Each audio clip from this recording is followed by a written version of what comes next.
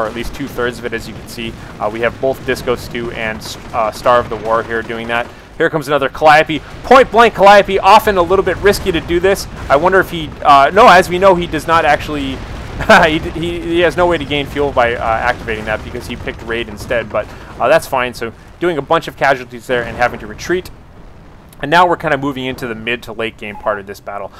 During the entire time that was going on, by the way, looks like HSO1 took control over this. He had been kind of doggedly attacking through these kind of penetrated defenses. Looks like not only did he decap it, but he recapped it, built his own forward racks, and now is here to stay. He's even got a little bit of walls here. That's pretty cool looking, and looks like the Germans now are trying to find a way in.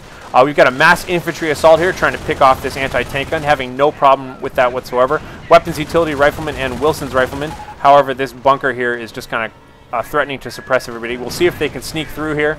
A little bit of mortar shots landing. Will they make it through? Yes, they do. They're now exchanging fire. Oh, God, look out. We do have mines everywhere, though.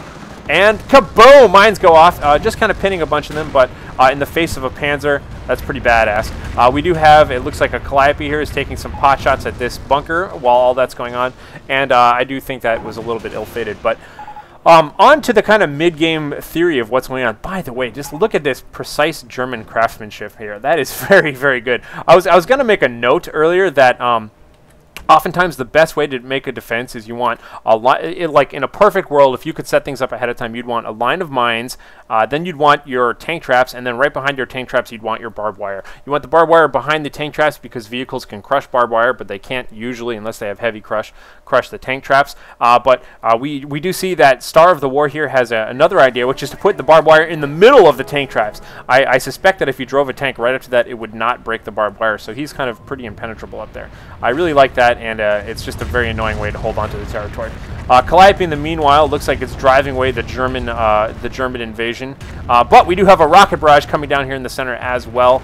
That will likely have some aftershocks. You can see right after that's all done, the anti-tank gun finally gets out of the way. Hopefully he will recapture this point. And now, just for some variety, I'm going to go ahead and switch this up once again to, let's take Dominating's point of view. I haven't looked at him yet. Note the change on the minimap. Meanwhile, we do have Torqueda's rifleman here, just kind of gunning away at these pioneers. Rifleman, all these guys here are nicely buffed. I think he has heroic charge activated. This is likely going to be either a medic bunker or a repair station. You can see that Dominating has now got his Panzer Command fully active. He has a single Panther and a Panzer Mark IV, which also, by the way, has the army item to give the free armored skirts. Super awesome army item if you're planning on getting a bunch of these things. Looks like he's having kind of a staring contest with this anti-tank gun. We do have massive Calliope assault going on in here, the middle here. I just can't take my eyes off of any part of this battlefield for a moment. And check it out, it looks like DiscoStuH has finally saved up for his Tiger. He got a Tiger, a Stew, and a Stug. Stew, haha, DiscoStuH, get it? Ha, I love it. Anyhow, and then we have an artillery strike here driving away the Panzer armor for the time being. This anti-tank gun is really well positioned because even if it takes a casualty, it can resupply from this base. Likely it'll have to be completely destroyed in order to get past that. Looks like, oh no, it looks like the infantry here are trying to repossess this pack anti-tank gun. However, we do have another rocket barrage coming down on top of it, completely killing all of that. The Tiger is now moving in, and I'm a little worried for this Tiger because usually you want your big, heavy, your capital class tanks to be really well supported, and there's not a lot of support here. A single Kotzmeyer's Volksradier is not support. You want a lot more infantry and repairs and stuff like that. Like you see up here, just big old gaggle of repair troops. We do have a Pershing in the center of the field here. Pershing exchanging a few shots. Bam! The sacrificial Stug is completely taken out. So unfortunately, he couldn't know that all of that was waiting for him. But now you can hear him asking for the Stutka. He wants some rocket support there.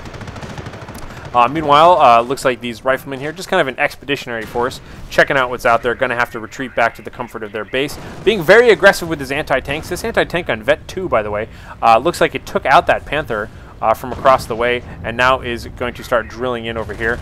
We do have some more Calliope shots going over here. Looks like perhaps killed one or two guys.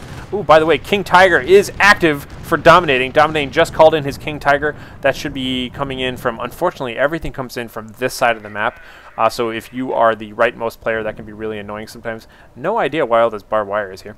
Anyhow, taking a look. Oh, look at these guys. They're just kind of pushing along part of the terrain there. They're like, we're taking this door with us. We're going to put a door in front, and then every time we fire, we'll swing it open.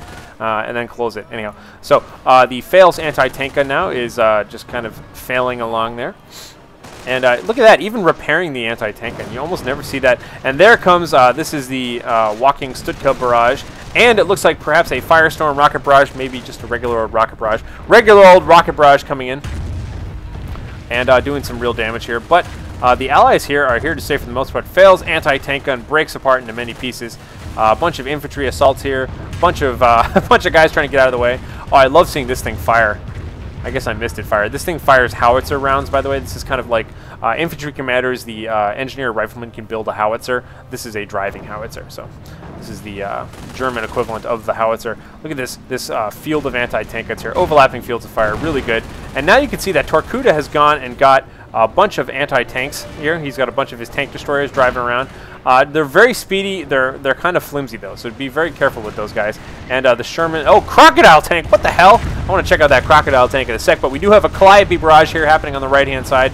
Looks like once again these grenadiers are just forced to get the hell out of here. Meanwhile, the other grenadiers, sensing an opening, are going to come in here and attack. This, by the way, is why it's very important. And oh, check it out, crocodile in the team game. I love it. Crocodile burning away at everybody, getting picked off though. You can see that. Just kind of bursting through the wall like the Kool-Aid Man once again. We've got Tiger and King Tiger here putting some shots into these guys. Oh, God. I always think the Flame Tiger should explode into a burst of glory. Flame Tiger, Flame Sherman. Oh, a lot of near misses going on here. Flamethrower engineers with recoup losses activated. The Crocodile goes down. Meanwhile, we've got some artillery strikes going on here. And the rest of these engineers heading on out. So Tiger doing its thing. Meanwhile, a bunch of infantry over here on the right-hand side pushing forward. Tons and tons of riflemen. Definitely resupply these riflemen. Yes, they are resupplying. And meanwhile, just kind of the standoff continues. So the points, as it stands right now, we have 100 for the Allies and 315, 314, 314. That's pi, one of my favorite numbers.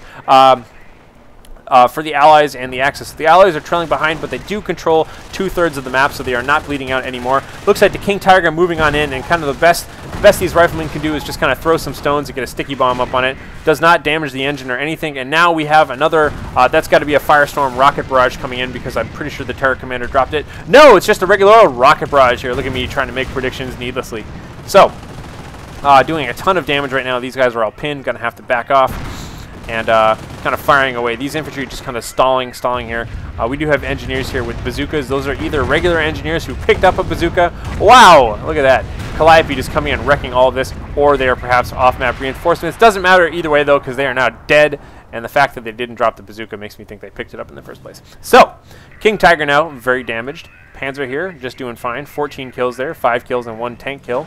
And 6 kills and 2 light vehicle kills for the Tiger. So, right-hand side looking very hairy for the Allies right now. You can see the Allies have a dominating presence in the center. You can see we've got double Calliope, Pershing, Sherman, a whole bunch of M10 tank destroyers. But those guys are all kind of lying in wait in the middle. It's always, wow, tons of attacks going on here. Artillery strike and Calliope. Looks like, unfortunately, the Calliope fired right as that, no, that's the rest of the rocket barrage coming in. Who knows? There's so much ordnance going on. So we're now in the late stage of this game where the game is all about just mass abilities. Everybody's got access to all of their abilities. Here we got triple M10 tank destroyer charging on in, trying to go for the King Tiger kill. This was just recently added to the battlefield by Star of the War, so I'm sure that these M10s didn't know it was there. They just happened to bump into it and are now taking some serious damage from it. They're going to use their speed to get the hell out of the way, but be really careful with these guys. A gaggle of grenadiers like this will just eat these things alive. So they're taking some pot shots at that tank, but they're going to have to get out of here. Damaged engine.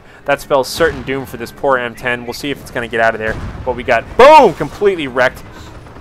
Meanwhile, it looks like these pack anti-tank guns have turned, and unfortunately the Pershing and Sherman decided to try and gun down that pack face to face, and you can see took its toll for damage, and now the Tiger has no problem just shooting right through that. I think it was actually the anti-tank gun who got that. But now the Calliope is just going to finish all this off. Both packs go down. The tank's taking some extra damage. Damaged engine to the King Tiger, and all the infantry having to retreat.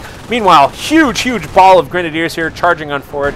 And this is the point, by the way. I'm just going to pause for 1 second. This part of the game, when you get to this feeling of the game where everybody has tons of money, you know, you've got a nice even split, and everybody has all of their abilities. The name of the game here is just endurance, just production endurance. So you can see constant retreatment, like whoever can retreat their units the best and most efficiently, i.e. not losing whole squads but just taking casualties, individual casualties, repair them and send them back to the front with newly produced troops. You can see how quickly they pile up into just unimaginably large balls of troops. So the name of the game for both sides of the map now is just keep attacking, and now we are in like a real World War I style attrition play here, where I'm just going to keep sending my guys off to their death, not lose all of them though, retreat them, reinforce them, and keep going. And so just keep an eye out for that as you see how the ebb and flow. It's just like, you know, waves at the beach crashing upon so many rocks. Like, you've just got this ebb and flow of troops charging in and out, retreating, charging in and out, retreating. Now you can see these guys are coming in. They're going to kill a Sherman. They're going to certainly inflict a lot of casualties on both sides, just kind of massive gunning. And then once things start looking a little hairy, he just retreats. He does his damage, retreats, and then tries to get them back as soon as he can in order to keep doing more and more damage. And pretty much that's what all players are doing at this point in the game. So that always makes this pretty exciting.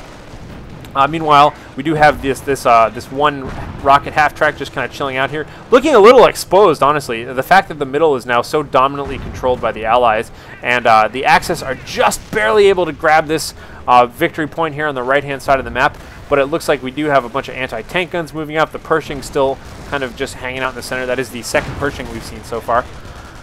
These riflemen just kind of coming up, shooting away, but going to have to get out of here. But, you know, just kind of trying for their constant pressure. Oh, look at that. It looks like he damages the engine of the half-track, does quite a bit of damage to it.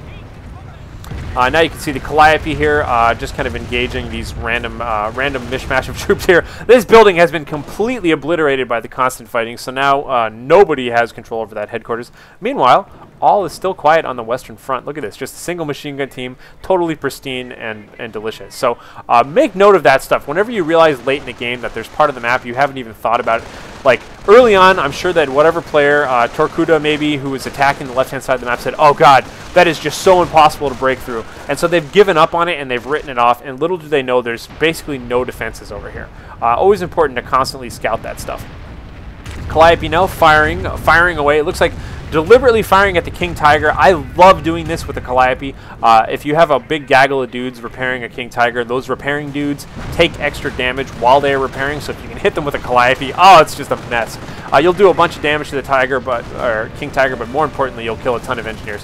Massive infantry casualties here. Oh my god, you can see these, the rockets coming from that half-track there just doing tons of damage. Perhaps this is upgraded as well. Yes, we do have three of these walking Stutkas doing some damage here. King Tiger chilling out. Huge ball, and looks like they're all retreating. Not sure why he even did that. Oh well. And now, this is what we were looking for.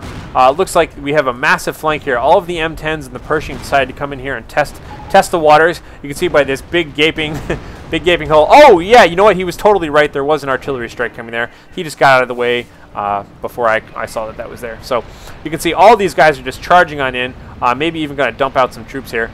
I would honestly use this heavy crush just to come through and take out a chunk of that so you wouldn't have to worry about it later. Just kind of drive the Pershing around there for a little while. You can see we do have, looks like a little bit of infantry attrition is active right now, but those anti-tank guns are just continuing to pelt away at anything that comes up to the front. Now backed up by, oh, and look at that, the perfect target. But unfortunately, infantry attrition is available, so we'll see. Looks like you take out just one of them, and boom, there's a brand new anti